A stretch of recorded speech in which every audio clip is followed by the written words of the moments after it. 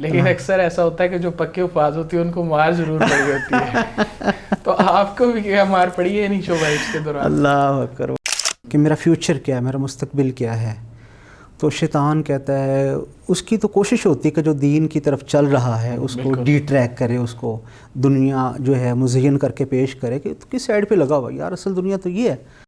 ہر انسان کا طالب علمی جو دور ہوتا ہے یہ بڑا سنہرا دور ہوتا ہے. اس کے اندر مختلف قسم کی شرارتیں ہوتی ہیں، یادیں ہوتی ہیں جو یاد رہ جاتی ہیں. کلفیاں میں نے بیچی ہیں، پھر سموسے پکوڑے یہ میں نے بیچے ہیں، نان چنے آپ کو بتایا وہ بیچے ہیں. پھر اسی طرح پھر چائے بڑی بہترین بنا لیتا ہوں.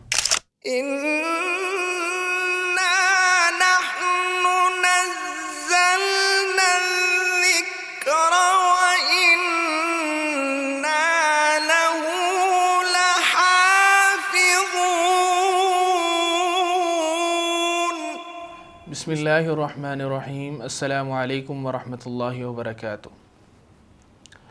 محدث میڈیا کے پلیٹ فارم سے میں ہوں آپ کا میزبان حافظ سعد الرحمان، اور آپ دیکھ رہے ہیں پروگرام بزم قرآن. زندگی روح اور جسم کے ملاپ کا نام ہے. جیسے جسم کو خوراک کی ضرورت ہے، ویسے ہی روح کو تر و تازہ رکھنے کے لیے بھی غذا کی ضرورت ہے. کہا جاتا ہے کہ موسیقی روح کی غذا ہے. اگر ہم اس بات کا جائزہ لیں تو سب سے پہلے شاعری یا الفاظ درکار ہوتے ہیں، اور اس کے بعد خوبصورت آواز اور ترنم کا ملاپ ضروری ہے، اور اس کے ساتھ ساتھ سال ہا سال کی محنت بھی لگتی ہے.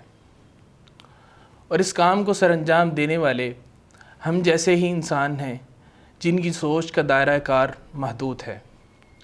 لیکن اس کے برعکس ایک وہ کلام ہے جو ڈیوائن ہے، جس کو پڑھنے والا چاہے وہ جس بھی انداز میں پڑھے ہر طرح سے دلوں میں سکون میسر آتا ہے. اس بات سے قطع نظر کہ پڑھنے والا صاحب زبان ہے بھی یا نہیں، یا یوں کہہ لیجئے کہ قرآن دلوں کی وہ زبان ہے جو وہاں سے شروع ہوتی ہے جہاں انسانوں کی الفاظ گری جو ہے وہ ختم ہو جاتی ہے. اور آج آپ کے اپنے پروگرام بزم قرآن میں ہمارے ساتھ جو شخصیت موجود ہیں، ان کو اللہ تعالیٰ نے لحن کی نعمت سے مالا مال فرمایا ہے، اور آپ کا شمار پاکستان کے معروف قراء میں ہوتا ہے.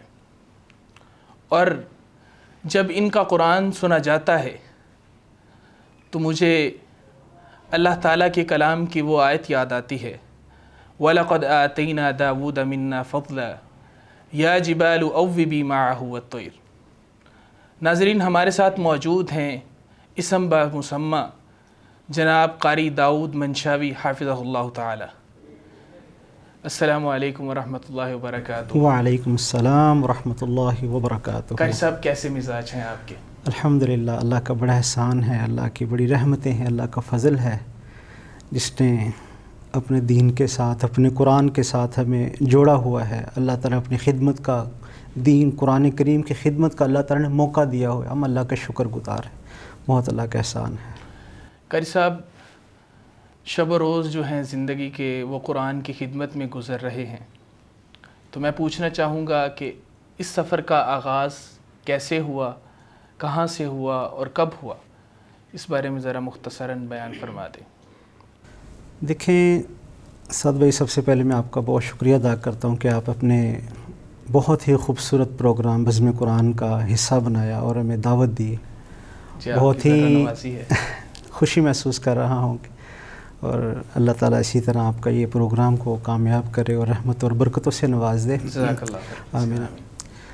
آپ کا سوال ہے کہ یہ قرآن کریم کا شوق کیسے پیدا ہوا، کہاں سے اس کی ابتدا کیسے ہوئی؟ تو دیکھیں، شوق کے حوالے سے میں یہ بات کہنا چاہوں گا، یہ میرا اپنا ایک خیال ہے کہ اللہ رب العزت نے جس بندے سے اپنے دین کا کام لینا ہوتا ہے، اللہ رب العزت اس کو اس کے مطابق شوق بھی عطا کر دیتے ہیں. بے شک یہ اللہ رب العزت کا انتخاب ہوتا ہے. اب یہ نہیں کہ میرا شوق تھا تو میں نے کر لیا، انسان کا اپنا کچھ نہیں، یہ شوق بھی اللہ تعالیٰ کی طرف سے عطا کردہ چیز ہے. یہ جیسے قرآن پاک کی آیت ثم اورثنا الکتاب الذین اصطفینا من عبادنا، کہ ہم اس قرآن کو، اس کتاب کو وارث ان لوگوں کو بناتے ہیں جن کا انتخاب ہم کرتے ہیں. یہ اللہ کا چنے ہوئے لوگ، اللہ نے کتاب کا وارث ان لوگوں کو بنایا ہے جن کو اللہ نے چن لیا ہے. یہ انسان کا اپنا شوق، یہ میرا شوق تھا میں نے کر لیا، نہیں، یہ اس کی طرف سے چنا، پھر اللہ نے اس کے مطابق شوق انسان کے دل کے اندر پیدا کر دیا. ایک مثال اور بھی میرے ذہن کے اندر آتی ہے کہ دیکھیں کہ انسان کے کئی قسم کے شوق ہوتے ہیں. موسیقی کا شوق ہوتا ہے، کتے پالنے کا شوق ہوتا ہے، کوئی اور قسم کے لغویات کا شوق ہوتا ہے. لیکن میرے علم میں ایسی کوئی آج تک بات نہیں کسی عالم دین کو کتے پالنے کا شوق ہے، کیونکہ اللہ کا انتخاب جو کیا ہے وہ کتاب اللہ کے لیے کیا ہے. تو اس لیے شوق بھی جو ان کے ہوں گے، ان کے دیکھیں کہ ان کے شب روز ان کا شوق یہ ہوگا کہ قرآن کی تلاوت میں نے کیسے دن کے اندر اتنے پاروں کی تلاوت کرنی، آیات الہیہ پر غور و خوض کر رہے ہیں، یہ ان کے شوق ہوں گے. یا قرآن کو خوبصورت کیسے پڑھا جائے ان کے یہ شوق ہوں گے. یہ لغویات کا شوق نہیں ہوں گے. اسی طرح جو شوق ہے اللہ نے انتخاب کیا قرآن کریم کی جو حفظ کے لیے یا ایسے، تو اس کے مطابق اللہ نے شوق دل میں پیدا کر دیا. اور دوسری بات یہ ہے کہ یہ اس کی ابتدا جو ہے وہ کہتے ہیں کہ ماں کی جو گود ہے وہ پہلی درسگاہ ہے. بے شک. تو یہ کہہ لیں کہ میری والدہ محترمہ جو ہیں انہوں نے قرآن کا جو شوق ہے یہ ہمارے دلوں کے اندر ڈالا ہے. اور گھر کا جو ماحول تھا وہ تربیت کا، اور یہ خاص کر کے قرآن کے ساتھ پڑھی. والدہ ماشاءاللہ بہت خوبصورت قرآن پڑھتی ہیں اور پڑھاتی ہیں. اور اس کی ایک وجہ یہ بھی ہو سکتی ہے کہ میرے نانا جان جو ہے وہ گلبرگ میں وہ بھی قاری قرآن تھے، گلبرگ میں قرآن پڑھاتے تھے. تو وہ بھی حصہ جو ہے والد سے جو ہے میری والدہ کو ملا کہ بھی ماشاءاللہ بہترین قرآن پڑھنے، اور کچھ پارے حفظ بھی کیے ہیں میری والدہ نے. تو جو بنیادی طور پر جو ہے وہ والدہ نے ناظرہ قرآن کی جو ابتدا ہے وہ میں نے اپنی ماں سے کی، اپنی والدہ سے کی ہے. کچھ پارے میں نے پڑھے. تو پھر قرآن پاک حفظ کا جو شوق تھا کہ ابھی اس اگلا مرحلہ جو ہے حفظ کا ہے. تو حفظ کے لیے پھر جو ہے میرے والد محترم کے بہت ہی پیارے دوست حضرت مولانا حافظ محمد ابراہیم سلفی رحمہ اللہ، وہ ان کے ساتھ بڑا تعلق تھا، بڑا عقیدت تھی. تو ان سے ذکر کیا کہ میں اپنے بیٹے کو قرآن کے لیے حفظ کروانا ہے. تو حافظ صاحب بہت ہی نفیس الطبع اور بہت ہی قرآن کے سچے محب کہہ لے کہ عالم دین، اور صحیح ان کے عمل سے قرآن کی محبت جھلکتی تھی. اور انہوں نے قرآن کی بہت خدمت کی اپنے دروس کے اندر، اپنے خطبات میں بہت قرآن سناتے تھے اور خوبصورت سناتے تھے. تو وہ حفظ کی کلاس بھی پڑھاتے تھے. ان کی اپنی مصروفیات کہہ لیں کہ جمعے کی مصروفیات، پھر دروس کی مصروفیات، پھر اپنا چونکہ وہ سارے معاملات ادارے کے دیکھتے تھے تو اس کے اندر حفظ کو ٹائم دینا بڑا مشکل ہو رہا تھا. تو میں نے ابتدا جو کی وہ حافظ ابراہیم سلفی رحمہ اللہ سے کی ہے. اور مجھے یاد ہے کہ شروع کیا تو ایک غلطی مجھے ابھی تک یاد ہے جو آپ صاحب نے میری نکالی تھی سورۃ الزلزال کے اندر جو ہے نا، میں پڑھتا تھا یومئذ یصدور الناس اشتاتا لیروا اعمالہم. تو آپ صاحب نے یہ کیا پڑھے یومئذ یصدور الناس، اس حافظ صاحب وہ ابھی تک جو ہے نا میرے ذہن نقش ہو گیا. آپ صاحب نے میری غلطی نکالی. تو 2-3-4 پارے حفظ کیے. تو مصروفیات کی وجہ سے پھر حافظ صاحب نے انتظام کے قرہ حضرات کا انتخاب کر لیا جائے، انتظام کر لیا جائے حفظ کے لیے. تو وہاں کوئی سیٹنگ نہیں ہو پائی، اساتذہ کرام کا آنا جانا لگا رہا. تو پھر میرے چچا جو قاری عبد المالک صاحب ہیں انہوں نے بھی جامعہ لاہور الاسلامیہ سے حفظ کیا ہے. اب 15-20 سال سے وہ مسجد اقصیٰ ہے ٹاؤن شپ کے اندر، وہاں پہ وہ پڑھا رہے ہیں. تو میرے چچا پہلے ہمارے خاندان کے کہہ لیں کہ حافظ ہیں، انہوں نے حفظ کیا. تو پھر مجھے کہنے کہ یہاں پہ تو اتنا اچھا انتظام نہیں، تو آپ ایسے کریں جامعہ رحمانیہ میں آپ کو داخل کروا دیتے ہیں. تو پھر والدین سے مشاورت کے بعد پھر میرے چچا جان مجھے وہاں پر جامعہ رحمانیہ کے اندر، یہ 96 کی بات ہے غالباً، تو مجھے وہاں پر داخل کروایا. تو انہوں نے کہا کہ نادرہ پورا قرآن پڑھا ہوا ہے. میں نے کہا جی پورا تو نہیں پڑھا ہوا، والدہ سے 5-6 پارے پڑھے ہیں. تو اس کے بعد بھی 2-3 پارے حفظ کیے ہمیں ادھر سے. تو انہوں نے کہا بھی داخلے تو بند ہیں. قاری رفیق صاحب جو بنگلہ دیش کے تھے، انہوں نے میری پہلی ان کے ساتھ ملاقات ہوئی، وہ انچارج تھے اس وقت نا شعبہ حفظ کے. تو انہوں نے کہا کہ بھی آپ نے قرآن مکمل پڑھا؟ میں نے کہا مکمل ہی پڑھا. انہوں نے کہا بھی ایسا کرتے ہیں کہ آپ کو قرآن سن لیتے ہیں، اگر تو آپ کا قرآن اچھا ہوا، ٹھیک ہوا، اگر ہمیں زیادہ محنت نہ کر تو انشاءاللہ آپ کو داخلہ دے دیتے، نہیں تو پھر آپ اس کو بہتر کر کے. انہوں نے پھر میرا قرآن سے ٹیسٹ لیا تو الحمدللہ جب قرآن سنا انہوں نے تو کہا کہ ماشاءاللہ آپ تو بڑا اچھا قرآن پڑھتے، قرآن بڑا اچھا، انہوں نے فوری طور پر مجھے وہاں پہ داخلہ دے دیا. تو یہ تو تھی حفظ کی ابتدا جو ہے. تو وہاں پھر مجھے کلاس کے اندر، جس کلاس کے اندر مجھے بھیجا گیا تو وہ قاری اسماعیل خلیق صاحب رحمہ اللہ فوت ہو گئے ہیں، اللہ تعالیٰ ان کی مغفرت فرمائے. تو ان کی کلاس میں میں گیا اور 15 پارے میں نے ان سے حفظ کیے. تو اس کے بعد پھر وہ کہیں دوسرے مدرسے کے اندر وہ چلے گئے، ان کا وہاں پہ تبادلہ ہو گیا وہاں پہ. تو اس کے بعد پھر قاری زبیر صاحب حافظہ اللہ تعالیٰ، اللہ تعالیٰ ان کو صحت و سلامتی والی زندگی دے، وہ قاری ابراہیم میر محمدی حافظہ اللہ تعالیٰ کے پاس پڑھ رہے تھے. تو ان کے حکم پر انہوں نے کہا کہ آپ قاری اسماعیل صاحب کی جگہ پر آپ پڑھائیں. تو انہوں نے پھر باقی جو 15 سپارے میرے وہاں پر مکمل وہاں پہ کروا دی. تو یہ میرا ہے کہ حفظ میں نے جامعہ لاہور الاسلامیہ میں مکمل کیا ہے 98 کے اندر. تو یہ اس کے پیچھے یوں کہہ لیجئے کہ آپ کی والدہ کا شوق تھا اور پھر آپ کا اپنا بھی اللہ تعالیٰ نے شوق بنا دیا. تو اس کے بعد آپ تجوید کی طرف آئے. تو تجوید آپ نے کہاں سے پڑھی؟ تجوید یہ کہہ لیں کہ باضابطہ طور پر جو کورس ہوتا ہے مدرسے میں رہ کر، وہ مجھے اس بات کا کہ میں پورا نہیں کر سکا. اس کی وجہ یہ تھی کہ ہمارے گھر کے جو معاملات تھے نا، وہ میں نے کلیت الشریعہ کے اندر داخلہ لی حفظ مکمل کرنے کے بعد مدرسے کے، کیونکہ اس کا ٹائم تھوڑا ہوتا تھا. ظہر تک اس کی کلاسیں ہوتی تھی. جو تجوید کی کلاسیں ہوتی تھی وہ ظہر سے عصر تک، اس کے اندر حدر مشق اور منزل یہ عصر تک ہوئی. میں یہ ٹائم نہیں دے سکتا تھا. اس کی وجہ تھی کہ میں نے جب صبح جاتا تھا تو اپنے والد محترم، جو ہمارا نان چنے کا کام تھا، نان چنے والد لگاتے تھے. تو والدہ جو ہے نان چنے چاول یہ جو اس طرح کی چیزیں جو وہ گھر سے تیار کر کے تو ریڈی پر رکھتے تھے. میں ریڈی وہ چھوڑ کے مارکیٹ کے اندر نا، ٹاؤن شپ مین مارکیٹ ہے وہاں پہ بورڈ کا درخت، اس کے نیچے میرے والد محترم وہ لگاتے تھے. تو میں وہاں پہ چھوڑ کے سائیکل جاتا تھا. پھر میرے والد محترم سائیکل پر آتے تھے تو اسی سائیکل کو میں لے کے مدرسے جاتا تھا. صحیح. تو یہ جو ہے نا، پھر والد انتظار کرتے تھے کہ 12-1 بجے فٹافٹ میں مدرسے سے پڑھ کے آؤں اور اتنی دیر تک وہ جو نان چنے وغیرہ ختم ہو جائے. پھر میں وہی چیز گھر لے کے جاتا تھا. والد محترم سائیکل پہ گھر چلے جاتے تھے. تو یہ نہ کہ میں صرف کہہ لیں کہ گھر کے معاملات کی وجہ سے میں زیادہ چل تو رہا تھا لیکن زیادہ ٹائم نہیں دے پاتا تھا. تو اس لیے وہ تجوید کا جو معاملہ ہے نا، وہ اس طرح نہیں ہو سکا. اس کے بعد پھر جو ہے اللہ تعالیٰ نے جو ہے توفیق بخشی کہ میں نے فضیلت الشیخ قاری ادریس العاصم رحمہ اللہ تعالی، اللہ تعالیٰ نے موقع دیا تھا، ان سے پھر بعد میں فیض حاصل کیا. اور قاری حمزہ مدنی صاحب مجھے کہا کہ آپ نا اس پر تجوید پر آپ توجہ دیں، تجوید کو لازمی پڑھیں اور اپنا قرآن سنائیں. انہوں نے بہت زیادہ مجھے اصرار کیا اور مجھے کہا کہ آپ نے، پھر مجھے قاری عارف بشیر حافظہ اللہ تعالیٰ ان کے پاس بھیجا کہ آپ نے ان کو قرآن سنائیں. اس وقت وہ ماشاءاللہ جامعہ رحمانی 91 بابر بلاک میں وہ ماشاءاللہ حضر مشق وہ بچوں کو کرواتے تھے، قرآن سنتے. پھر میں نے پورا قرآن جو ہے وہ قاری عارف بشیر صاحب کو ماشاءاللہ سنایا ہے الحمدللہ اللہ کے فضل سے. اور اس کے بعد پھر جب میں یو کے سینٹر میں اللہ تعالیٰ نے موقع دیا کام کرنے کا، تو وہاں قریب ہی تھا شیخ صاحب. تو وہاں میں اپنا ٹائم نکال کے روزانہ شیخ کی خدمت میں حاضر ہوتا اور اپنی اصلاح کرواتا اور ان کو قرآن سنایا ہے. شیخ ادریس العاصم رحمہ اللہ تعالی، وہ انہوں نے بڑا پیار دیا محبت کے ساتھ جو اصلاح کی.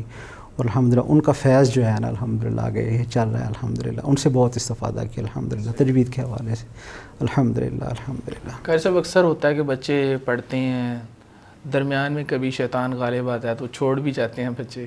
ہر بچے کے ساتھ تقریباً ہی ہوتا ہے. آپ کی زندگی میں کبھی ایسے ہوا کہ آپ چھوڑ گئے اور پھر جو ہے وہ واپس آئے؟ جی بالکل ضرور ایسے ہوتا ہے کہ وہ ایک عمر ہی ایسی ہوتی ہے کہ انسان کے یا طالب علم کے یا بچے کے ذہن میں مختلف قسم کے سوالات آتے ہیں کہ میرا فیوچر کیا ہے، میرا مستقبل کیا ہے.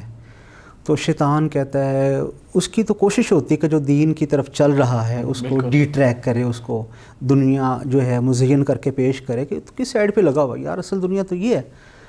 تو میرے ایک دوست تھا، اس کے فادر تھے، ان کی سعودی عرب کے اندر جاب تھی. تو ان کی اس وقت تنخواہ جو ہے نا 40-50 ہزار 60 ہزار 70 ہزار 80 ہزار ایسے ان کی نا وہ بتا رہا تھا کہ میں یہ. تو ادھر دیکھتا تھا میں، تو جو ہمارے مشائخ تھے کہہ لیں کہ قرہ حضرات تھے، 5,000 تنخواہ، 6,000، 6,500، تو یہ ان کی تنخواہ. پھر میرے دل میں آ رہا تھا کہ یار یہ 5-6 ہزار کے اندر یہ کیسے سارا اپنا پورا مہینہ چلانا ہے. اگر میں تھوڑی سی محنت کر لیتا ہوں، میں سائنس کے اندر آگے نکل جاتا ہوں، کوئی اپنا کوئی ٹیکنیکل کام کر لیتا ہوں اس طرح کی، تو پھر میری سیلری کے اندر بھی بڑا اضافہ ہو جائے گا، دنیا اچھی آ سکتی ہے. تو پھر میں نے نہ مدرسے کو نہ یہ سوچ کے نہ کہ اب میں ذرا نہ میٹرک سائنس کے ساتھ کرتا ہوں اور آگے FSC کر کے یا کوئی ڈاکٹر بنتا ہوں، یہ ایسی کوئی اس سائڈ پہ جاتا ہوں تاکہ ذرا سورس آف انکم جو ہے یہ بڑے مضبوط اچھے ہو جائیں. میں نے مدرسے کو خیر بات کہہ دیا اور اساتذہ کرام بڑے ناراض ہوئے کہ یار آپ کیا کر رہے ہو. میں نے کہا جی میں نے میٹرک سائنس کے ساتھ کرنی ہے. مدرسے میں کرواتے تھے لیکن وہ آرٹس کے ساتھ کرواتے تھے. میں نے کہا جی میں نے سائنس کے ساتھ کرنی ہے، تو لہذا میں اس فیلڈ کے ہوں. حمزہ صاحب نے سمجھایا ہے کہ بیٹا اس کے اندر یہ دین کے اندر بڑی عزت ہے، اس کے اندر آؤ تو انشاءاللہ آپ کا مستقبل بہت اچھا ہے. انہوں نے پورا مجھے نقشہ بنا کے دیا کہ آپ جو ہے نا اس طرح کریں گے، آپ درس نظامی کریں گے تو آپ کے ادھر فرسٹ ایئر ہو جائے گی، سیکنڈ ایئر ہو جائے گی، تھرڈ ایئر ہو جائے گی، پورا کہ ماسٹر آپ کا یہ درس نظامی مکمل ہوگا، ادھر آپ کے پاس یہ ڈگریاں ہوں گی، آپ کے پاس یہ ہوگا تو آپ یہ. لیکن بیر کا وہ بھوت سوار تھا. میں نے کہا جی بس میں نے مدرسے نہیں پڑھنا. گھر والوں سے ذکر کیا، گھر والے بھی ایک دفعہ تھوڑا دھچکا لگا بھی یہ کیا اچھا بھلا مدرسے جا رہا ہے تو کیا ہو گیا اس کو. لیکن بہر کیا والدین کہتے ہیں کہ اولاد ہے، بچہ بڑا ہے، سمجھدار ہے، جو بھی فیصلہ کر رہا ہے ممکن ہے کوئی ہم تو پڑھے لکھے نہیں ہیں، وہ اس لحاظ سے تھوڑے سے رک گئے تھے. انہوں نے تھوڑا سا کہا بھی کہ بیٹا یہ کام نہیں ٹھیک ہے، آپ دین کی طرف ہم نے ڈالا ہے تو اسی کی طرف رہو. لیکن وہ انہوں نے سوچ کے کہ یہ جو ہے ماشاءاللہ سمجھدار، یہ پڑھا ہے، ہم تو پڑھے نہیں، جتنا یہ پڑھا ہم تو اتنا پڑھے نہیں، بلکہ حفظ ہی کیا تھا اس وقت. وہ اس وقت تھوڑا سا نا نرمی کا مظاہرہ کیا. انہوں نے کہا بیٹا جیسے آپ کی خواہش ہے نا ہم آپ کی خواہش کو قبول کرتے ہیں، آپ ٹھیک ہے. پھر مجھے نا انہوں نے اجنا اکیڈمی ہمارے ادھر تھی، بڑی معروف تھی، اسکول تھا، وہاں پہ میں نے کہا مجھے داخل کروا دیں. وہاں پہ جب میں گیا تھوڑا سا انہوں نے ٹیسٹ لیا تو انہوں نے رپورٹ جو بنا کے دی نا تو وہ انتظامیہ کو جو پرنسپل صاحب کبھی حافظ قرآن بچہ ہے ذرا شفقت فرما دیں ٹیسٹ کے اندر. تو ٹیسٹ ہوا، انہوں نے 9th کلاس میں مجھے ایڈمیشن مجھے مل گیا اسکول کے اندر. وہ پوری وردی لی، اسکول کی کتابیں لی، پورا سلیبس سارا، کافی خرچہ میں نے گھر والوں کا کروا دیا. حالانکہ بڑا مشکل تھا. ایک ہمارا پورے دن کی جو کہہ لے کہ جو کمائی تھی نا وہ ساری جو کمائی اس کے اندر میرے سلیبس، میرے یونیفارم، اس کے اندر کتاب لگ گئی ساری. اللہ اکبر. لیکن جو ہے شروع کیا جانا تو وہاں پہ گیا ہوں تو فزکس تھی، chemistry, bio, math, English, Urdu, یہ سارے سبجیکٹ تھے. تو فرسٹ ٹائم میں پڑھ رہا تھا تو جو الگ الگ سبجیکٹ کے ٹیچر تھے تو جب آنا بھی تو وہ کلاس میں چونکہ میں نے حفظ کیا ہوا تھا تو باقی بچوں کے نسبت میں کلاس میں بڑا تھا تھوڑے. تو وہ جو ٹیچر کہہ رہی تھی یہ بڑا تھا بچہ کلاس کے اندر آ گیا تو حافظ ہاں بھی مولوی صاحب اس طرح کر کے مولوی صاحب ہاں جی فزکس کے یہ بتائیں، یہ کیمسٹری والے نا میرا کام دیں.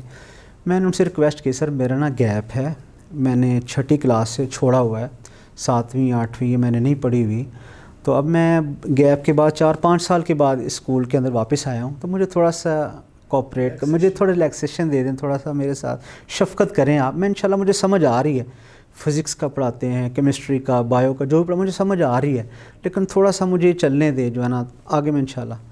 وہ ایک ٹیچر تھے میتھ کے، تو وہ انہوں نے ٹیسٹ سیشن سٹارٹ تھا تو مجھے انہوں نے کہا کہ بھی ہاں جی ٹیسٹ لے کے آؤ مولوی صاحب ایسے کرنا، مولوی صاحب آؤ تسی.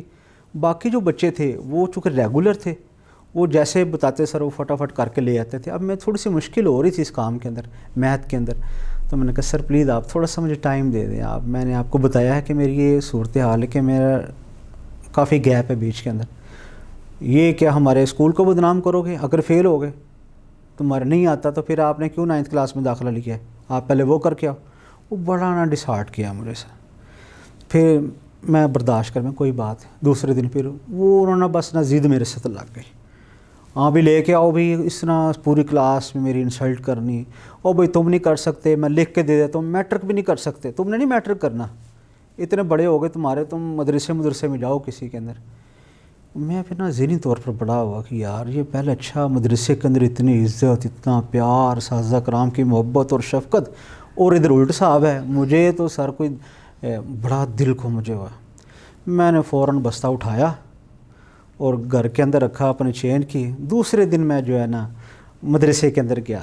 یعنی وہ رویہ دیکھ کے میں آپ کے لیے نعمت بن گیا. یار یہ کیا ہے کہ وہ پھر جب مدرسے میں گیا میں نے اساتذہ کرام سے بات کی کہ کہہ رہے ہیں کہ ہم دعائیں کر رہے تھے کہ ہمارا یہ بچہ واپس آ جائے. استادوں کی دعائیں تھیں ان کا کہ بس ایک اللہ تعالیٰ نے اس پروسیس سے گزار کے پھر مجھے قدر کروانی تھی. پھر میں نے کہا یار اصل چیز تو یہی ہے, اللہ نے کتنی عزت دی, کتنی ادھر پیار مجھے ملتا ہے, مجھے محبت ملتی ہے, اساتذہ کرام محبت کرتے ہیں. تو یہ اس طرح کے واقعات ہیں کہ جو آپ نے بات کی تھی کہ شیطان جو ہے کیسے انسان کے, تو میرے دین میں بھی آ گیا. میں نے کہا چھوڑو یار کہ مولوی. تو یہ پھر چکر لگا کے دوبارہ پھر دین کی طرف اللہ نے, یہ اللہ کا شکر کرتے ہیں, یہ اللہ کا کہ اللہ تعالیٰ نے دوبارہ پھر رہنمائی کر دی دین کی طرف. تو ابھی تک الحمدللہ وہ چل رہے معاملات, اللہ کا بہت شکر. آپ نے جیسا کہ بتایا کہ آپ جامعہ میں پڑھے, آپ جامعہ سے درس نظامی آپ نے کلیۃ الشریعہ سے کیا ہے. تو یہ جو ہر انسان کا طالب علمی جو دور ہوتا ہے یہ بڑا سنہرا دور ہوتا ہے. اس کے اندر مختلف قسم کی شرارتیں ہوتی ہیں, یادیں ہوتی ہیں جو یاد رہ جاتی ہیں. تو آپ کی کوئی ایسی باتیں یا یادیں جو آپ ذکر کرنا چاہیں؟ دیکھیں جی, شرارتیں, میں بچپن میں بہت شرارتی تھا اور یقین کہہ لیں کہ آپ میری شرارتوں کا اندازہ آپ ایسے لگا سکتے ہیں کہ بچپن میں ہی نا, یعنی کہ ہمارے گھر کے بالکل ساتھ ہیں مکان, یعنی کہ نا ساتھ نیبرز کے اندر, ہمسایوں کے اندر آواز چلی جاتی ہے. یعنی کہ اتنے بلند نہیں تھے, یعنی کہ ایک منزل کا تھا, صحن تھا, تھوڑی سی آواز چلی جاتی. تو میری شرارتوں کی, آوازوں کی اتنا, یعنی کہ بولنا, چہچہانا, گھر کے اندر باتیں, شور شرابہ, اچھل کود. تو گرمیوں کے روزے آ گئے تو روزہ رکھ لیا, 3-3:30 بجے روزہ جو رکھ لیا. اس کے بعد چائے کے ساتھ, میری کہ چائے اور پراٹھے کے ساتھ روزہ رکھنا, گرمیوں کا چائے اور پراٹھے کے ساتھ. 9-10 بجے تک جو حلق خشک ہو گیا. صحیح. تو بس خاموشی گھر کے اندر. پھر ہمارے ساتھ میں جو ہمسائے ہیں انہوں نے میری والدہ سے پوچھا کہ داؤد بیٹا آج گھر میں ہے یا کہیں گیا ہوا ہے, یا طبیعت تو ٹھیک ہے, آج آواز نہیں آ رہی, سکون ہے آج بڑا شانتی رمن سکون لگ رہا ہے گھر کے اندر. کہہ رہے جی گھر میں ہی ہے, کہیں گیا بھی نہیں ہوا, طبیعت بھی ٹھیک ہے, لیکن روزہ رکھ لیا حضرت نے جو ہے نا, وہ روزے کی وجہ سے, یعنی کہ زیادہ کرنے کی شرارتیں بہت میں کرتا تھا. لیکن ایسی شرارت نہیں تھی کہ کسی کو تکلیف پہنچے. بس یہ کہ باتوں کے اندر مذاق کرنا, نانی کو بڑا میں اپنا بڑا تنگ کرتا تھا, ہنساتا تھا, اس کے اس طرح کی عادت تھی. اور جو مدرسے کا واقعہ نا وہ یہ ہے کہ میں صرف جاتا تھا, آپ کو بتا دیا کہ جانا اور اپنا سبق سنا کے, سب کی من سنا کے فوراً میری کوشش ہوتی کہ واپس اپنی دکان پہ اپنے والد صاحب کے پاس میں, یعنی کہ آ جاتا تھا ان کی ہیلپ کرنی. تو اس طرح کا یہ گزرا واقعہ. قاری صاحب, ہوتا یوں ہے کہ عموماً جن بچوں کی آوازیں اچھی ہوتی ہے ان کو اساتذہ کی خصوصی توجہ جو ہے نا وہ حاصل ہوتی ہے. کیا یہ بات درست ہے, اور کیا ایسا معاملہ آپ کے ساتھ بھی تھا؟ جی بالکل جی, آپ کی بات بالکل درست ہے کہ جن کی آوازیں اچھی ہوتی ہیں وہ اساتذہ کرام کے منظور نظر ہو جاتے ہیں, اور اساتذہ کرام خصوصی شفقت کرتے ہیں. اس کی وجہ یہ ہوتی ہے کہ جو بچہ قرآن اچھا پڑھ رہا ہے اس کو وہ بطور مثال پیش کرتے ہیں کہ یہ دیکھیں جی میں نے محنت کی ہے, اور محنت بھی ہوتی ہے, ساتھ تراشتا ہے اس کو, اس کی نوک پلک سنوارتا ہے. خالی آواز کیا ہوتی ہے, اصل میں استاد کی محنت ہوتی ہے. تو وہ جو ہے طالب علم استاد کے لیے ایک مثال کے طور اس لیے بھی خصوصی توجہ کرتے ہیں استاد. تو ایسے ہی ہوا جب میں نے جامعہ رحمانیہ سے اپنا میرا حفظ مکمل ہونے والا تھا, تو مسجد جو ہے القدس مسجد ہے, تو وہاں پر ایک بہت ہی اچھے استاد قاری ذکاء اللہ شاہ بخاری صاحب وہ آگے وہ پڑھا رہے تھے. تو پڑھتا میں رحمانیہ تھا, چونکہ باقی نمازیں مغرب اور عشاء کی, تو یہاں پر آنا, اذان پڑھنی, اذان کا بڑا شوق تھا. اذان پڑھنی, جمعے کی اذان پڑھنی, تہجد کی, فجر کی اذان, فجر کی تو تہجد کی اذان کا جو مزہ ہے نا تو وہ تو میں بیان نہیں کر سکتا. واہ کیا بات ہے, سناٹے کے اندر بڑا مزہ آتا تھا فجر کی اذان کا اور تہجد کی اذان کا, بڑا اللہ اکبر کبیرہ. تو بہت زبردست, یعنی کہ اب اذانیں بھی پڑھتا تھا وہاں پہ, نمازیں بھی موقع مل جاتا تھا کبھی جہری نماز کے لیے، تو قاری صاحب ذکاء اللہ صاحب نے دیکھا کہ بچے کی آواز بھی اچھی ہے، انہوں نے نا مجھے بلا لیا، کہتے کیا کرتے ہو بیٹا؟ میں نے کہا جی میں نے حفظ کر لیا، تقریباً ہونے والا ہے اس۔ کہہ رہے قرآن یاد ہے آپ کو؟ بڑے پاس بڑے پیار سے بٹھایا اور کہنے لگے۔ میں نے کہا جی بس ٹھیک ہے یاد ہی ہے، کتنی منزل سناتے ہیں آپ؟ میں نے کہا جی 10 پارہ سنا لیتا ہوں، کبھی پاؤ سنا لیتا ہوں، اس طرح کر کے۔ کہہ رہے مکمل قرآن نہیں یاد آپ کو، ابھی میں سوال آپ سے کرتا ہوں، آپ اس کا جواب دے لیں گے؟ میں نے کہا جی مجھے نظر مارنی، پھیرا دینے دے۔ کہتے جڑا پھیریا تے جڑا کام ہوتا کہ پھیرا انہوں نہیں یاد ہوتا قرآن۔ حافظ کا مطلب کہ یاد ہے، اب بھی میرے سے سوال جہاں سے کریں، یہ اگر اس طرح کیا تو پھر تو حافظ ہیں۔ ویسے آپ نے نادرہ پڑھا ہے؟ میں بڑا حیران ہوں کہ میں نے کہا میں نے میرے پونے 2 سال لگ گئے اور کہہ رہے کہ آپ حافظ نہیں ہیں، آپ نے نادرہ پڑھا ہے؟ میں نے کہا اچھا ٹھیک ہے۔ وہ کہنے لگے کہ یار اس طرح ہے کہ آپ کی نا صرف آواز اچھی ہے، تو ایک چھوٹا سا مشورہ آپ کو دے رہا ہوں، تو اگر مان لیں گے تو آپ کو فائدہ۔ میں نے کہا جی بتائیں۔ کہنے لگے اگر آپ کی آواز اچھی ہے، آپ کل کو تراویحاں پڑھاتے ہیں، کہیں مصلی پہ کھڑے ہوتے ہیں، پیچھے عوام بڑی آ گئی آپ کی آواز کو سن کے، آواز بڑی اچھی ہے، جو آپ نے قرآن شروع کیا ہے، تھوڑا سا پڑھا غلطیاں آ گئی ہیں، پھر پڑھا پھر غلطیاں آ گئی، کہہ رہے پچھلے جو ہے ان کا جو ذوق اور شوق ہوتا ہے وہ متاثر ہو جاتا ہے، اس کے اندر وہ خشیت ڈسٹرب ہو جاتی ہے۔ اگر امام کی غلطیاں ایک دو تو چلو ہو جاتی ہے، لیکن اگر مسلسل غلطیاں آ رہی ہیں تو بڑا پریشان کن صورتحال ہوتی ہے۔ تو آپ ایسا کرو، آواز تو اچھی ہے، تو اگر تم آواز کے ساتھ پلس یہ کر لو کہ قرآن یاد ہو جائے تو خوبصورت بات نہیں، سونے پر سہاگا نہیں ہو جائے گا۔ میں نے کہا جی آپ کی بات تو بالکل ٹھیک ہے۔ کہہ رہے پھر ادھر سے خیر بات کہہ دو، میرے پاس آ جاؤ، اور جیسے میں کہتا ہوں میرے سے پڑھتے رہو پڑھتے رہو پڑھتے رہو، جیسے میں کہتا ہوں، تو پھر ایک وقت ایسا آئے گا جب میں نے کہنا نا چھوڑنا اس وقت ہے آپ نے، صحیح کہ بھی میری طرف سے آپ کو فراغت ہے، بس ٹھیک ہے، تو آپ نے اس وقت تک میرے پاس ہی رہنا ہے، میری اجازت کے بغیر آپ نے مدرسہ نہیں چھوڑنا، یہ میرے ساتھ پہلے کمٹمنٹ کریں آپ جو۔ میں نے کہا جب آپ کہیں گے نا اس وقت میں آپ کو یہ نہیں کہتا چلو ٹھیک۔ انہوں نے پھر ماشاءاللہ پڑھایا، تو الحمدللہ بڑی محنت کے ساتھ انہوں نے قرآن کو اتنا یاد ہو گیا تھا، وہ دور طالب علمی کے اندر وہ ان کی بات بالکل ٹھیک ہے۔ کہہ رہے کہ میرے سے حفظ کر کے تو آپ نے نا سو جانا ہے، سو جانا، سوئے رہنا سوئے رہنا سوئے رہنا، تو جب رمضان کا چاند نظر آئے گا لوگ کہیں گے یار کوئی آپ سب ڈھونڈو یار، کوئی تراویحیں پڑھانی ہے، تو پھر آپ پاس ہوئے گا، اٹھائے گے آپ صاحب اٹھے تراویحیں پڑھانی، آپ ایسے کرتے اٹھو گے، ہاں جی تراویحیں پڑھانی، چلو ٹھیک، آپ مصلی پہ چڑھ جاؤ گے، آپ کو ٹینشن نہیں ہوگی۔ تو وہ یعنی کہ نا ان کا شوق سمجھانے کا انداز تھا کہ آپ کو ذرا برابر پہ ٹینشن نہیں ہوگی۔ تو اللہ کا شکر ہے بات ان کی بالکل ٹھیک ہوئی، اب اتنی مصروفیت ہو گئی ہے یقین جانیں رمضان مبارک کے اندر، لیکن وہ جو محنت کی ہوئی ہے نا وہ اب کام آ رہی ہے، ثمر مل رہا ہے، ثمر مل رہا ہے اس کو، جو محنت کی ہوئی ہے نا، تو بڑا ہی الحمدللہ اللہ کا شکر ہے کہ الحمدللہ وہ محنت وہ استاد نے قریب کیا، کس کی وجہ سے؟ آواز اچھی تھی۔ اور اسی طرح ڈاکٹر رمضان مدنی صاحب کا میں نے آپ کو تھوڑا ذکر کیا کہ پہلے انہوں نے کہا کہ بھی آپ کی آواز اچھی ہے تو خالی آواز کو کیا کرو گے، انہوں نے پھر مجھے تھوڑا سا اس کام پر ابھارا، اور کی محنت ہے شوق، قاری عارف صاحب کو میں نے پورا قرآن سنایا، پھر ان کے آپ خود بھی ماشاءاللہ مجھے ٹائم دیتے رہے اور سمجھاتے رہے، ان کا بڑی اس معاملے کے اندر ان کا بڑا کردار ہے ڈاکٹر رمضان مدنی حافظہ اللہ تعالیٰ کہ انہوں نے اس کام کے اندر جو ہے نا میری رہنمائی کرتے رہے، تو الحمدللہ ان کے لیے بھی صدقہ جاری ہے، ان کے لیے بھی دعائیں نکلتی ہیں کہ اگر وہ اس وقت جو ہے میری رہنمائی نہ کرتے، مجھے صحیح ٹریک نہ دیتے، انہوں نے بڑا سمجھا کہ گھنٹوں لگائے میرے اوپر، سمجھایا کہ بیٹا ایسے کرو ایسے کر داؤد ایسے کرو ایسے کرو یہ کرو وہ، تو الحمدللہ وہ جو باتیں نا کوئی دل میں بیٹھی اور اللہ تعالیٰ نے ثانیہ کی، تو وہ یہ آواز کا، تو ابھی بھی جو میرے پاس طالب علم آتے ہیں جن کی آواز تھوڑی سی اچھی ہوتی ہے تو ان پر دل کرتا ہے کہ ان پر اور محنت کریں، ان کو نکھاریں، چونکہ اس کا زیادہ فائدہ کہ آج کل جو ہے نا زیادہ جو ہے آواز کو بڑی دلچسپی کے اندر اضافہ کرتی ہے، قرآن سننے کے اندر دل لگ جاتا ہے، کوئی اچھا خوبصورت قرآن پڑھتا ہو دل کرتا ہے سنتا، ہماری بھی یہی کیفیت ہے کہ اب اچھا قرآن سنتے ہیں، قیام اللیل کے اندر ہو یا ویسے تلاوت آ رہی ہو تو دل کھب جاتا ہے، دل کرتا ہے کہ سنتے ہی رہیں، قرآن پڑھتے ہی چلائے جائیں قاری صاحب، اور ہم جو ہے نا یہ سنتے ہی رہیں، یہ اچھی آواز جو ہے یہ دل پر اثر کرتی ہے، تو اس کا بہت زیادہ اثر ہوتا ہے، اس کی اساتذہ کرام کی خصوصی شفقت ہوتی ہے ایسے طلباء کے لیے جن کی آوازیں اچھی ہوتی ہیں۔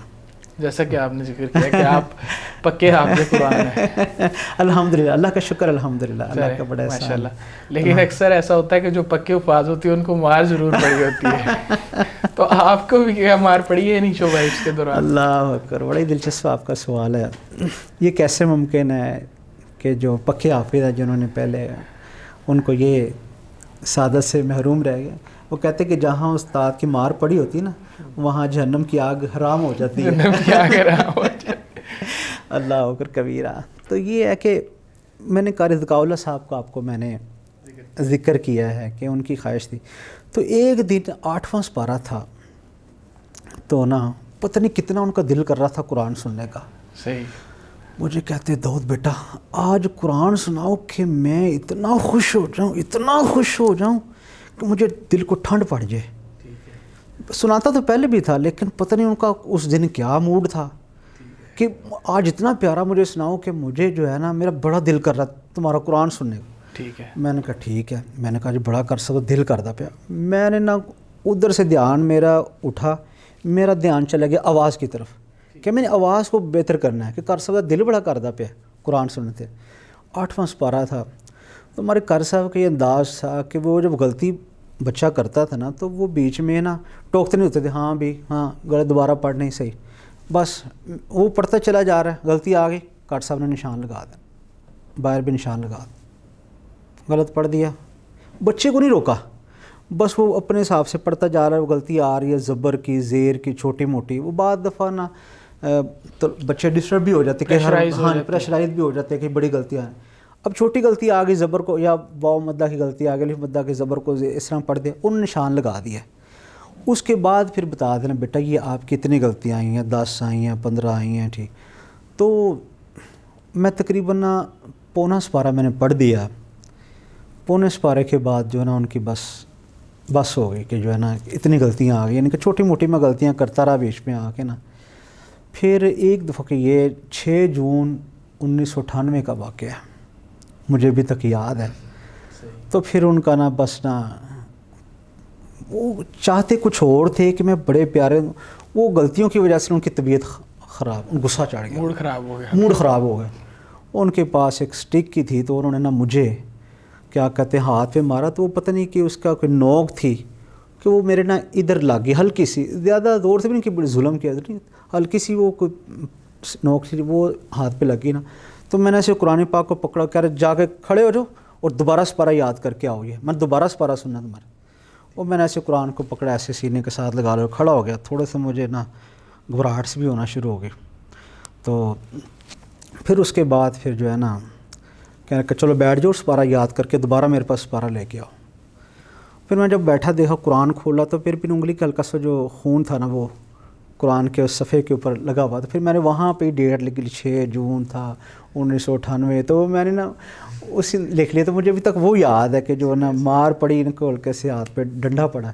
تو وہ اس حوالے سے یاد ہے کہ مار پڑی ہے, ضرور پڑتی ہے. تو لیکن استاد کی اس کے اندر یہ ہوتا ہے, استاد خیر خواہ چاہ رہا ہوتا ہے کہ ہمارے بچے جو ہیں کوئی ہلکی سرزنش کرنے سے چلو مارتے اگر فائدہ ہو سکتا ہے تو وہ فائدے کی نظر سے وہ اس طرح کرتے. ظلم نہیں ہوتا, کوئی شاگرد کے ساتھ کوئی دشمنی ہے کہ چل غصہ نکال, نہیں. وہ ان کا مسئلہ ہے کہ اور ذرا اچھا ہو جائے ذرا ان کو. ایسے ہی ہے جی. بلکہ جو طلبہ تھے اب تو اور دور آ گیا ہے, جو اس سے پہلے طلبہ تھے وہ استاد کی مار پڑتی تھی, وقتی طور پہ تکلیف ہوتی تھی, لیکن اس کو بعد میں سعادت سمجھتے تھے کہ یہ چلے اس میں ہمارے لیے بہتری ہے. اور گھر بھی نہیں بتاتے تھے, مار پڑ جانی تو گھر نہیں ذکر کرنا کسی والے سے کہ یار وہ گھر سے بھی پھر یہ ہوتا ہے کہ گھر سے اور پڑھنی ہے, یہ بھی ہوتا تھا. اب تو ہوتا ہے نا کہ یہ سسٹم ایسے آ گئے ہیں کہ ہلکی سی لگی ہوتی تو سر وہ بتاتا جا کے بڑے فخر سے استاد نے مارا, پھر گھر والے سارے اکٹھے ہو کے وہ استاد کے آ جاتے. یہ تھوڑا سا نا میں کہتا ہوں ایسے نہیں ہونا چاہیے, جو ہے نا بیلنس ہونا چاہیے تھوڑا سا, جو بڑا اس کو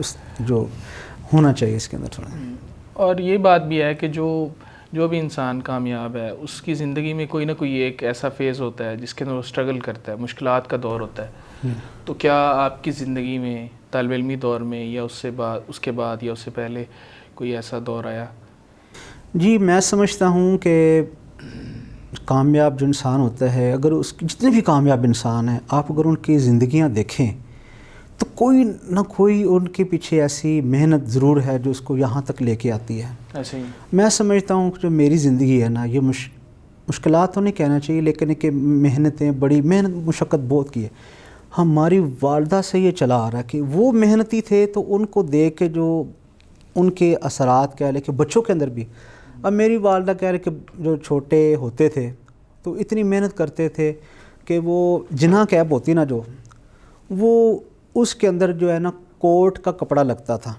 تو میرے وہ والد گھر محلے کے اندر وہ تھے، وہ جناح کیپ بناتے تھے. تو میری والدہ کوٹ ادھیڑتے تھے، تو پورا کوٹ ادھیڑنے کا 10 پیسے ملتے تھے. اللہ. تو وہ بچپن کے اندر دار ہم سارے دیہڑی جو ہے نا کوٹ ادھیڑتے رہنا.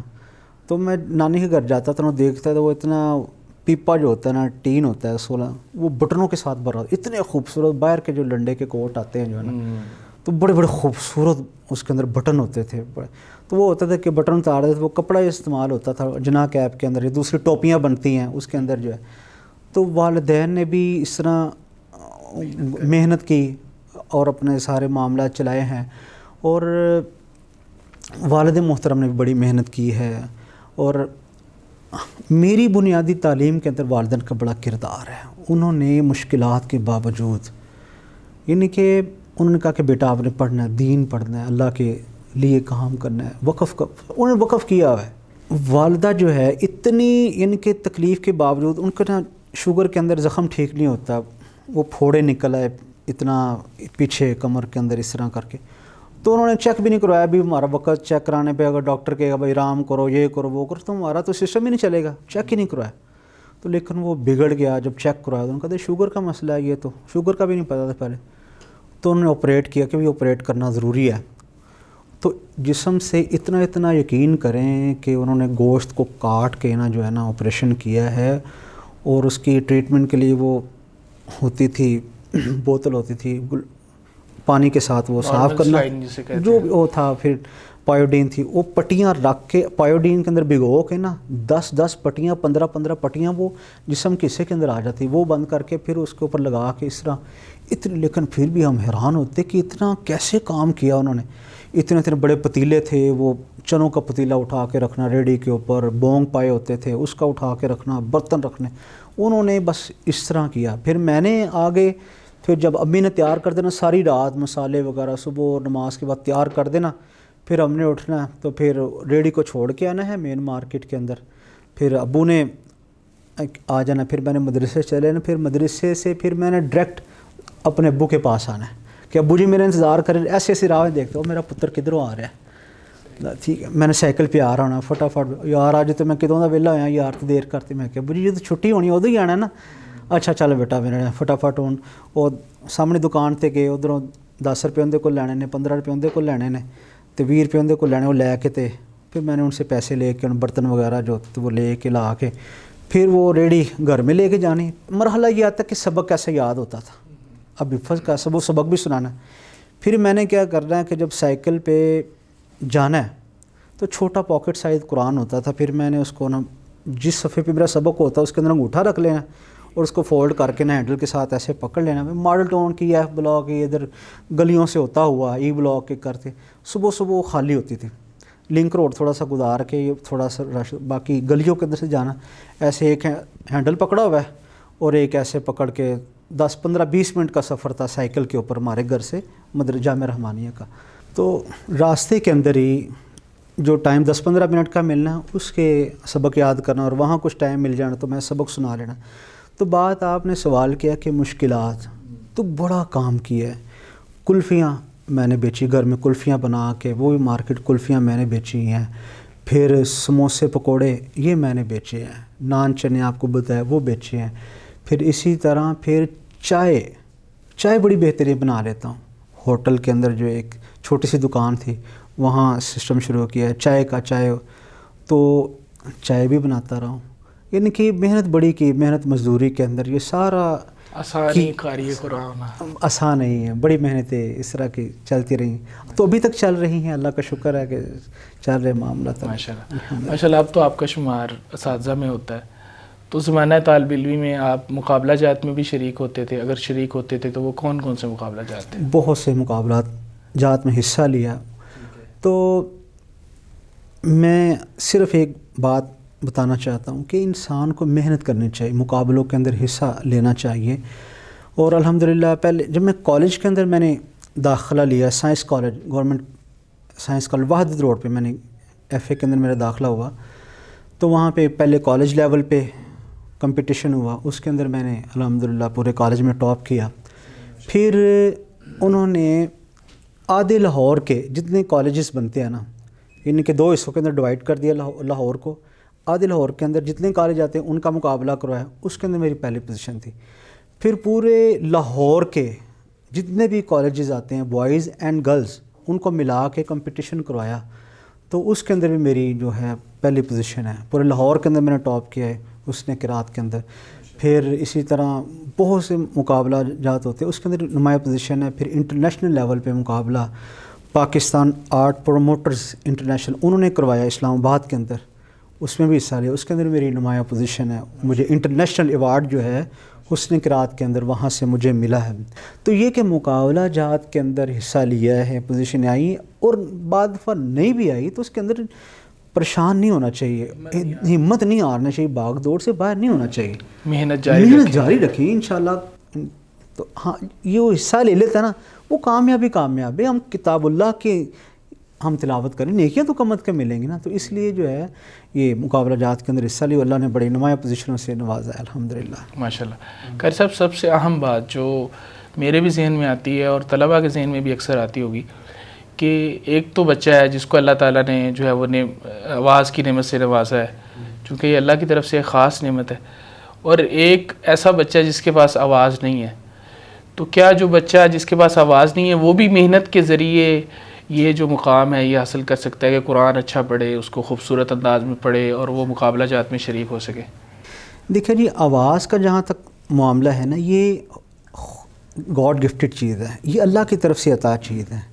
ٹھیک ہے، اب اس کے اندر جو ہے بعض ایسے ہوتے ہیں طالب علم، ان پر بڑی محنت کرتے لیکن ان کی آواز لہجہ بنتا نہیں. لیکن کچھ ایسے ہوتے ہیں کہ وہ اگر وہ تھوڑی سی محنت کر لیں، وہ بھی اللہ تعالیٰ کی طرف سے بھی ان کا حصہ ہوتا ہے کہ وہ محنت کریں گے تو اس لیول پر پہنچتے ہیں کیونکہ تلاوت اچھی ہو سکتی ہے. آپ دیکھیں نا بچے ہوتے ہیں بعد، اب وہ گانے اس قدر سنتے ہیں، ذوق کے ساتھ سنتے ہیں، کھب کے سنتے ہیں، تو وہ اسی طرح بالکل وہ گانا شروع ہو جاتے ہیں، ان کے بعد میچ ہونا شروع ہو جاتی ہے. ایسے ہی ہے. تو یہ کہ اگر تھوڑی سی کوشش انسان کرتا رہے، 100% نہیں لیکن اچھوں کے اندر وہ شمار ہو سکتا ہے. وہ زیادہ سنیں، قرآن کو زیادہ سنیں، اور اپنی گلے کے نا مختلف کہہ لیں کہ کسی گلا آواز بھاری ہوتی، کسی کی باریک ہوتی، وہ کسی استاد کے پاس بیٹھ کے جو سمجھتا ہے اب اس کی آواز جو ہے ان کو راہ حضرات قاری صاحب کے ساتھ زیادہ ملتی، وہ تھوڑی سی رہنمائی کر دے، پھر وہ اس پر فوکس کرے. اب اس کی آواز باریک ہے تو وہ موٹے والے کی پریکٹس کر رہا ہے تو پھر اس پر نہیں آواز کا اثر نہیں ہوگا. تو آواز جس کے ساتھ میچ ہو رہی ہوتی ہے اس کے ساتھ وہ تھوڑا سا کوشش کرے تو انشاءاللہ بہتروں کے اندر وہ اس کا شمار ہو جائے گا، وہ اچھا قرآن پڑھنے کے، خوبصورت پڑھنے کے قابل ہو جائے گا انشاءاللہ. یعنی کہ کوئی یہ بہانہ نہیں کر سکتا کہ میرے پاس آواز اچھی نہیں ہے اور وہ محنت کرنی چھوڑ دے، یعنی کہ محنت کے ذریعے حاصل کیا جا سکتا ہے انشاءاللہ. من جدہ جو کوشش کرتا ہے اللہ اس کو ضرور کامیاب کر دیتا ہے، اس کے اندر نکھار آ جاتا ہے انشاءاللہ. صحیح. ہمارے ہاں اکثر یہ رجحان بھی پایا جاتا ہے اور دیکھا بھی گیا ہے کہ جو بچے دینی تعلیم حاصل کرتے ہیں یا وہ دینی تعلیم میں تھوڑے زیادہ اچھے ہیں تو وہ عصری علوم جو ہیں وہ ان کو حاصل نہیں کرتے. اور آپ کے اندر میں نے دیکھا ہے ماشاءاللہ آپ نے دینی تعلیم کے ساتھ ساتھ عصری تعلیم کو بھی جاری رکھا ہے. ماشاءاللہ آپ ڈاکٹریٹ کے جو تھیسز ہیں ان پہ کام کر رہے ہیں. تو یہ آپ نے دونوں چیزیں ساتھ ساتھ کیسے چلائیں ان کو؟ بس یہ کہ میرا اپنا شوق تھا. میں نے آپ کو بتایا کہ میں نے میٹرک کے بعد شعبہ حفظ کی تدریس شروع کر دی تھی، پڑھانا شروع کر دیا تھا. حفظ کی کلاس کتنی مشکل ہے، کتنا ٹائم دینا ہوتا، لیکن راہ طلب میں ہو جذبہ کامل جس کے ساتھ منزل خود ڈھونڈ لیتی ہے اسے کبھی کبھی جذبہ کامل آپ کسی چیز کو حاصل کرنے کی کوشش کر رہے ہیں تو اللہ تعالیٰ آپ کی ضرور مدد کرتا ہے، ضرور کامیابیوں سے نوازتا ہے. میٹرک کے بعد میرا اپنا شوق تھا، میں نے آخری ڈگری نہ پی ایچ ڈی تک جانا ہے. پھر ایف اے میں نے کیسے کیا، طیب صاحب کا میں نے ذکر کیا ہے، ان کے پاس چلو استاد جی مجھے بتا دیں، وہ بتاتے سلیکٹڈ چیزیں یہ کر لو. پھر اتوار کی چھٹی ہے، پھر میں اور میری کتابیں ہیں بس، اور میرا کہیں شوق نہیں جانے آنے کا دوستوں کے ساتھ. میرے کامیابی کا جو راز ہے نا کہ میرے دوست نہیں ہے، میں کوئی کسی دوستوں کے ساتھ ٹائم سپینڈ نہیں کرتا، میں وقت ضائع نہیں کرتے، وقت ضائع نہیں، میں ہوں، میرے گھر والے ہیں، میری والدہ، اپنے جو ہے گھر کے، میں باہر نہیں نکلنا پسند ہی نہیں کرتا، اپنی تعلیم کے ساتھ کتابیں ہیں بس، میں اور میری کتابیں، میرے گھر والے. تو چھٹیوں کے دن، عید کی چھٹیاں ہوں گئی، ویسے کوئی چھٹی آ گئی، اس کے اندر محنت کر کے تو میں نے ایف اے کے پیپر دیے، ایف اے کے اندر بھی کامیابی ہوگی. بی اے کے اندر میں 4-5 دن گیا ہوں طیب صاحب کے پاس، طیب صاحب مجھے بتا دیں، انہوں نے کہا یہ کر لو، کر لیا. ایم اے کے پاس تو ایک دن بھی نہیں گیا کسی کے پاس، وہ خود ہی کتابیں لا کے تیاری کی فرسٹ ڈویژن کے ساتھ. میٹرک بھی، ایف اے بھی، بی اے بھی، ایم اے بھی، یہ میری فرسٹ ڈویژن کے ساتھ ہے. اور آپ کے سامنے ہی ہے کہ فرسٹ کے ساتھ میں اللہ کے دین کی طرف لگا رہا، اللہ نے ان کامیابی کے ساتھ یہ جونگے میں مجھے دے دی سر، یہ جونگے میں ملا ہے. اللہ کے دین کی خدمت کرتے رہے تو اللہ نے جونگے کے اندر یہ ساری چیزیں عطا کر دی ہیں. تو یہ چیز ہے کہ اللہ کے کام میں لگو، اللہ مدد کرتا ہے. ماشاء اللہ. تو الحمدللہ. یہ ناظرین کرام، ہمارے پاس قاری صاحب موجود ہوں اور قاری صاحب کی ماشاءاللہ اتنی خوبصورت آواز ہے، قاری صاحب سے ہم آیات بینات کی تلاوت نہ سنیں تو یہ کیسے ممکن ہے. میں قاری صاحب سے گزارش کروں گا کہ قاری صاحب آیات بینات کوئی جو ہیں وہ مختصراً تلاوت فرما دیں تاکہ ناظرین بھی جو ہے وہ اپنے سینوں کو منور کر سکیں. تلاوت جو ہے میں انشاءاللہ جیسے میں قیام اللیل کے اندر، تراویح کے اندر قرآن پاک میں پڑھتا ہوں، اس انداز کے اندر میں آپ کو تلاوت سناؤں گا انشاءاللہ. اعوذ باللہ من الشیطان الرجیم، بسم اللہ الرحمن الرحیم. الحمد للہ رب العالمین الرحمن الرحیم مالک یوم الدین ایاک نعبد و ایاک نستعین اہدنا الصراط المستقیم صراط الذین انعمت علیہم غیر المغضوب علیہم ولا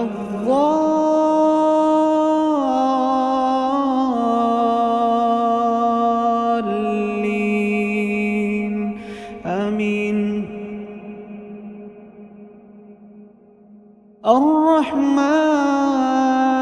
الرحمن علم القرآن خلق الإنسان علمه البيان الشمس والقمر بحسبان والنجم والشجر يسجدان والسماء رفعها ووضع الميزان ألا تطغوا في الميزان وأقيموا الوزن بالقسط ولا تخسروا الميزان والأرض وضعها للأنام فيها فاكهة والنخل ذات الأكمام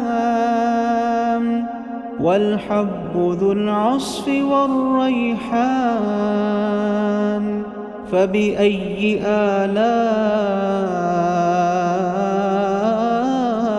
آلاء ربكما تكذبان خلق الإنسان من صلصال كالفخار وخلق الجان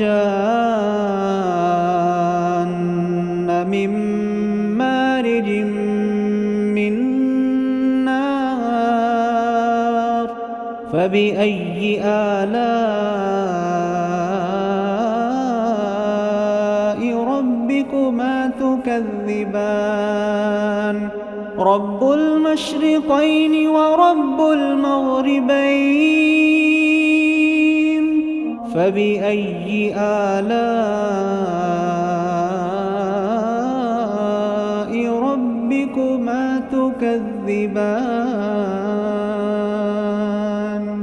صدق الله العظيم. ماشاء اللہ، جزاک اللہ قاری صاحب، میں آپ کا انتہائی مشکور ہوں کہ آپ نے ہمارے لیے وقت نکالا۔ اللہ تعالیٰ سے دعا ہے کہ اللہ تعالیٰ آپ کی جو یہ کاوشیں ہیں ان کو اپنی بارگاہ میں قبول کرے، اور کل قیامت کے دن ہمارا جو اٹھانا ہو وہ اہل القرآن میں سے ہو۔ آمین اللہم۔ ناظرین محترم، پروگرام بزم قرآن کا وقت یہیں پر ختم ہوتا ہے، مجھے اجازت دیجیے۔ السلام علیکم ورحمۃ اللہ وبرکاتہ۔ کیوں چاند میں کھوئے